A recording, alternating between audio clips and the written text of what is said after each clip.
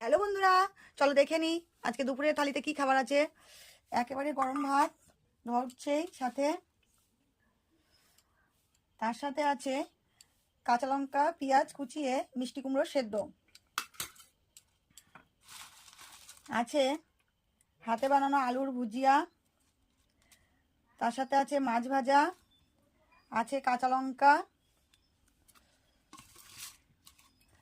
আছে গাজর ভাজা, তার সাথে আছে কাঁচা পেঁয়াজ, তার সাথে আছে পাতলা করে টমেটো দিয়ে মুসুরির ডাল, আর আছে বন্ধুরা রুই এঁচড়। এটা একটা নতুন রান্না হয়েছে, রুই এঁচড় জল। এই আজকে দুপুরের খাবার। কেমন লাগলো বন্ধুরা দুপুরের খাবারটা?